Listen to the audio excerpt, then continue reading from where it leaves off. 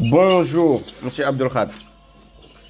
Bonjour, monsieur Lazare. Alors, on est en direct avec ceux qui nous suivent habituellement. Donc, vous êtes très préoccupé par ce qui se passe au Mali et vous suivez Effectivement. l'actualité malienne de très très près. Donc, aujourd'hui, on va aborder un peu la question de ce coup d'État, ce qui est considéré comme un coup d'État par certains, que nous ne considérons pas comme un coup d'État pour ce qui nous concerne. Qu'est-ce que vous pensez de cette situation-là qui prévaut actuellement au Mali? Tout d'abord, je vous remercie pour m'avoir donné la parole. Mais aussi, dès l'entame de mes propos, je tiens à dire que je suis sénégalais et qui connaît la relation qui existe entre le Sénégal et le Mali, qui est un peuple frère. Donc, nous ne pouvons que nous intéresser à la situation malienne. Et je tiens aussi à rappeler que le Sénégal et le Mali ont la même devise, c'est-à-dire un peuple, un but, une foi. Modibo Keïta a eu la sagesse de maintenir cette devise pour le peuple malien parce qu'il savait pour moi qu'il y aurait une génération qui comprendrait le sens de cette devise-là qui nous unit. Donc je pense que ce peuple-là, aujourd'hui nous sommes à l'avènement de ce peuple-là. Donc par rapport au coup d'État, personnellement, je n'ai pas de position tranchée. Je ne dis pas que c'est bien, je ne dis pas que c'est mauvais. Mhm. Pourquoi je ne dis pas que c'est mauvais? Contrairement à ceux qui nous rabâchent de manière mécanique qu'il faut un retour de l'ordre constitutionnel. Vous savez, si le jeu démocratique est libre et transparent, si le jeu est démocratique est libre et transparent, donc on ne peut que souhaiter qu'il y ait un ordre constitutionnel. Mais quand ce jeu-là est biaisé, quand les élections ne sont pas libres et transparentes, dans ce cas, on ne peut pas vraiment demander à ce que l'ordre constitutionnel soit respecté. Donc ça, c'est pour répondre aux propos de M. Alassane Draman Ouattara, si c'est bien ça. Oui, maintenant aussi, pourquoi pour l'instant je ne suis pas enthousiaste par rapport à ce coup d'État? C'est parce que j'attends de voir comment les choses vont évoluer. Parce que vous savez, on nous a habitués à des coups d'État, on a vu beaucoup de choses. Donc pour moi, il faut rester prudent, voir d'abord quelle est l'option choisie par les putschistes et ensuite dire si nous sommes vraiment favorables en tout cas aux actes qu'ils posent ou non. Donc là, vous ne pouvez pas vous ne voulez pas juger le coup d'État, ce que vous le considérez comme un coup d'État ou une révolution déjà? Bon, pour moi, bon, surtout ces notions, c'est pas le plus important. Ce qui est le plus important, c'est où est-ce que ça va amener le Mali. Parce que de toutes les façons aussi, je pense que nous sommes tous unanimes là-dessus. S'il n'y avait pas ce geste-là, le Mali allait s'enliser dans une impasse. Donc, on peut dire que ce coup d'État a permis soit un coup d'État, une révolution, peu importe le nom qu'on lui donne, mais nous sommes tous d'accord que cela a permis au Mali d'avancer vers un avenir peut-être plus souhaitable. D'accord. D'accord. Donc voilà, depuis, on a vu que ces soldats sont en train de combattre le terrorisme, ils sont en train d'effectuer des missions qui sont bien coordonnées par les personnes actuellement aux commandes au Mali. Donc c'est ce combat-là qu'ils mènent contre les djihadistes est en train de donner un résultat qui est satisfaisant. Hein?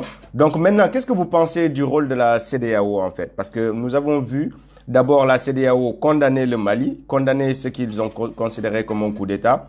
Ensuite, nous voyons qu'il y a bien un chantage de la CEDEAO, de cette organisation de la CEDEAO, qui avait donné espoir à ces militaires-là de lever les sanctions qui pèsent sur le Mali. Et nous avons vu hier la déclaration de la CEDEAO qui n'est pas du tout satisfaisante, qui ne nous rassure surtout pas par rapport à la démarche qu'on attendait. Bon, je ne peux que déplorer la posture de la CEDEAO par rapport à cette affaire. Parce que moi, là où j'attendais la CEDEAO, c'est que la CEDEAO intervienne au moment opportun. Quand on voit des chefs d'État qui violent leur constitution, quand on voit des chefs d'État qui ne respectent pas les principes démocratiques. Donc moi, c'est en ce moment-là que j'attends l'intervention de la CEDEAO pour dire ces quatre vérités à ces chefs d'État. Mais une fois que le peuple mène son combat et qu'il obtienne gain de cause, que la CEDEAO vienne ensuite pour dire au peuple ce qu'il faut faire, moi je ne suis pas du tout dans cette logique et je désapprouve cette posture-là. C'est pour cela que je désapprouve fortement la posture de la CEDEAO actuellement, parce que pour moi, c'est au peuple malien de décider de ce qui est bon pour lui. C'est au peuple malien de donner un contenu à cette transition-là et non à la CEDEAO. Parce que la CEDEAO a montré ses limites. Et aussi, comme le disait Aristote, nul n'est meilleur juge d'une maison que celui qui l'habite. Donc c'est le peuple malien qui sait réellement ce qui l'arrange, quelle durée l'arrange, mais ce n'est pas aux autres de définir ça pour le peuple malien. D'accord. C'est pour ça que je désapprouve cette posture de la CEDEAO. Donc vous pensez que la CEDEAO est incrédible en se lançant dans cet exercice-là de donneur de leçons au peuple malien? Effectivement, je trouve que la CEDEAO est incrédible et que voilà, elle vient, comme on le dit, le médecin, c'est le médecin, elle joue au rôle du médecin après la mort. D'accord. Donc, qu'est-ce que vous pensez de l'attitude des pays voisins, à savoir le Sénégal, la Côte d'Ivoire, ces pays qui ont fermé leurs frontières au Mali? Bon, on peut dire que le Sénégal a été un peu plus prudent par rapport à d'autres pays comme la Guinée et la Côte d'Ivoire, parce qu'au Sénégal, quand même, bon, le président Macky Sall avait dit que cette solution-là n'était pas viable. Mais quand même, je déplore leur posture, parce qu'un pays comme le Sénégal, qui a de fortes relations avec le Mali, ne devait pas avoir une posture attentiste par rapport au Mali. Pour moi, si le Sénégal peut se permettre aujourd'hui d'envoyer des soldats jusqu'en Arabie Saoudite, dans d'autres pays, et que le Sénégal ne fasse rien pour appuyer militairement le peuple malien, mais ça, pour moi, c'est inacceptable. Le président Macky Sall aurait pu jouer un rôle de leadership dans cette histoire du djihadisme au Mali, mais il ne l'a pas fait, alors que cette menace, elle nous concerne nous tous. Aujourd'hui, si le Mali bascule entre les mains des djihadistes, mais le Sénégal est menacé. Et d'abord par les pays, en tout cas les pays voisins du Mali, et par les pays de la CEDEAO, mais non pas attendre que le peuple mène son combat et ensuite venir lui dicter ce qu'il a à faire. D'accord. Donc, alors, on voit aussi qu'il y a de plus en plus une coopération entre le Mali et la Russie. Alors, beaucoup d'Africains sont très prudents sur cette nouvelle coopération avec les Russes.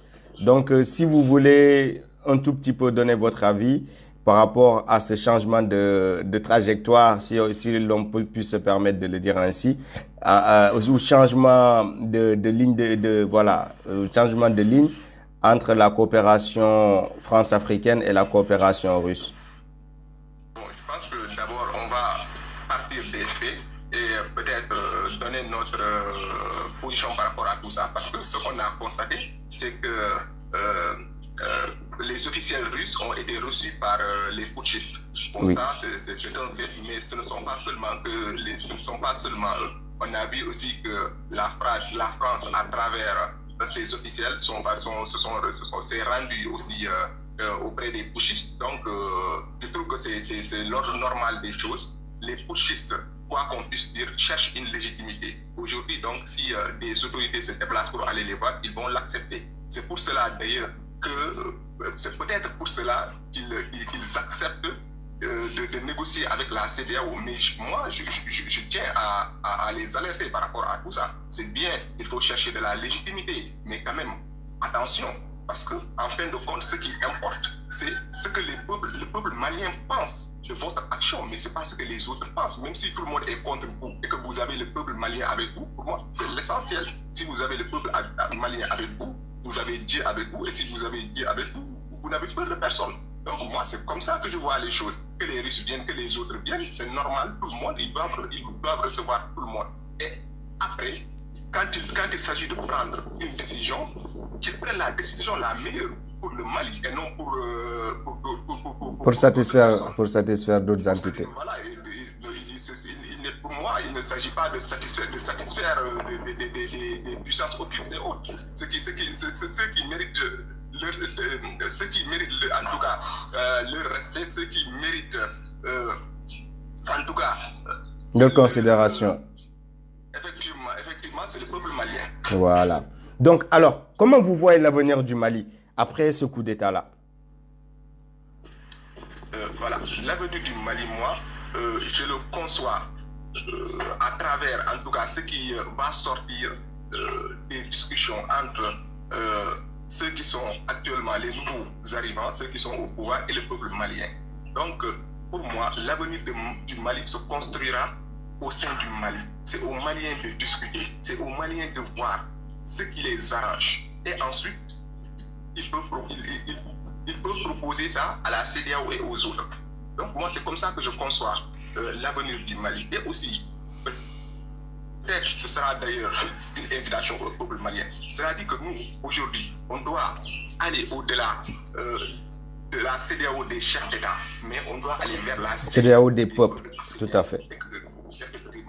Le peuple malien doit savoir qu'il a des soutiens partout en Afrique. Et que, d'ailleurs, j'ai entendu un monsieur qui le disait qu'il était prêt à cotiser aujourd'hui s'il fallait aider le peuple malien. Donc il y a des Sénégalais qui sont prêts à cotiser aujourd'hui. Il y a même un avion qui est prévu pour tous les panafricains de Paris qui souhaitent se rendre au Mali à partir du 20 septembre. Donc nous lançons cet appel à tous ceux qui voudraient s'inscrire pour effectuer un voyage au Mali pour aller soutenir le peuple malien. Vous me donnez vos prénoms et nous allons les faire parvenir aux personnes qui sont en train d'organiser ce voyage-là. Voilà. Effectivement. Donc, il y a pas mal de bonnes volontés qui sont prêtes à soutenir, le Mali. Donc, pour moi, actuellement, ceux qui sont au pouvoir doivent éviter de se décrédibiliser en voulant obtenir l'agrément des autres qui ne travaillent pas pour l'intérêt du Mali, mais ils doivent compter sur leur peuple, ils doivent compter sur tous les peuples africains qui sont aujourd'hui prêts à les aider. Mais aussi, il faut qu'il y ait une condition à cela. On ne va pas les aider pour les aider. Il faut que les putschistes nous donnent les gages d'une réelle volonté qu'ils sont là pour travailler au profit du peuple malien. Si cela est avéré, alors que toutes les bonnes volontés, tous les patriotes qui sont en Afrique, au niveau de la diaspora, feront tout ce qu'ils peuvent pour soutenir ce peuple-là dans ce combat légitime qu'il est en train de mener. D'accord. Donc, je rappelle que vous êtes responsable politique à Richard Toll et que vous êtes aussi dans cette campagne agricole. Et si vous voulez aborder un tout petit peu aussi ce que vous êtes en train de faire en ce moment-là pour la campagne agricole qui est lancée par votre leader, que je rappelle, M. Ousmane Sonko. Effectivement, il y a un projet de vacances agricoles patriote qui a été lancé par notre parti, le PASTEF. Les objectifs, on peut citer entre autres objectifs, c'est en tout cas de permettre à la population de produire davantage. Parce que, comme vous le savez, nous sommes dans un contexte un peu difficile avec le coronavirus et on sait que les pays qui vendaient leur production agricole à nos pays, ces pays actuellement sont aussi en difficulté. Dans des situations pareilles, les gens ont tendance à garder leur production pour eux-mêmes. Donc, l'avenir est incertain pour nos pays qui ne sont pas autosuffisants sur le plan agricole ou bien sur le plan alimentaire. Mais aussi, c'est d'inviter cette jeunesse-là qui actuellement ne fait plus les navetanes, mais qui est là, qui est une force vraiment à actionner pour le bien du peuple. Donc, notre parti a jugé utile d'impliquer cette jeunesse-là pour bâtir quelque chose de meilleur pour notre pays. C'est pour cela, nous aussi, nous avons naturellement adhéré à ça parce que c'est vraiment un don de soi. Et actuellement, au niveau du département de Dagana, nous avons pratiquement quelques 40 hectares de projets pour... 40 hectares Ah ouais? Oui, bon, si, oui, mais quand même, vous savez, il y a des projets qui appartiennent à des bonnes volontés, mais il y a un projet qui est en train d'être piloté par la coordination départementale. Pour ce qui concerne le projet piloté par la coordination départementale, c'est 1,5 hectares. On a préféré aller sur de petites superficies d'abord, gagner en expérience et ensuite augmenter au fil des années. Mais quand même, il y a des initiatives individuelles. Donc, si on fait le cumul des tout, on est pratiquement à 40 hectares. Je ne sais pas si j'avais dit 40 hectares. C'est ce que j'avais dit, non? Oui, je pense, oui. 40 hectares. Donc, voilà, 40 hectares de terre pour l'agriculture. C'est ça? Effectivement. Et au niveau du projet de la coordination départementale, nous voulons cultiver du riz. Bon, d'ailleurs, nous l'avons semé. Cela va permettre de former des jeunes à l'agriculture, mais aussi de faire en sorte que la jeunesse sénégalaise comprenne que l'agriculture est un maillon extrêmement important pour le développement. Tous les pays qui se sont développés sont passés par là. Mais avec le système colonial, on a fini par faire croire aux gens qu'il faut être tout le temps dans la fonction publique pour réussir sa vie. Alors qu'on voit qu'au Sénégal, ceux qui réussissent le mieux, ce ne sont pas les fonctionnaires, ce sont les gens qui sont le secteur dit informel, qui sont les plus à l'aise aujourd'hui au Sénégal. Donc il faut que cette réalité-là, qu'on l'explique aux jeunes, et qu'ils sachent qu'on ne peut pas se développer sans passer par l'agriculture. Vous voyez, en Occident, d'abord, la révolution industrielle a commencé par une révolution agraire. Ça a commencé par une révolution agraire avec l'invention des moissonneuses, batteuses et autres, et des engrais, tout ça. Donc, c'est ça qui a boosté le développement économique de l'Occident. On a vu aussi avec les pays du tiers-monde, les pays en voie de développement tels que la Chine, le Brésil, qui ont mené aussi une révolution agraire qu'on a appelée la révolution verte. Donc, l'Afrique aussi ne pourra se développer qu'à partir de l'agriculture d'abord, comme l'a théorisé notre leader Ousmane Sonko. L'agriculture, à partir de l'agriculture qui est le secteur primaire, on va transformer la production agricole. Ainsi, nous serons dans le secteur secondaire et à partir du secteur secondaire, on va écouler nos produits et nous serons dans le tertiaire. Mais maintenant, nous sommes déjà dans le tertiaire alors qu'on n'a pas commencé par le primaire et le secondaire. C'est pour cela.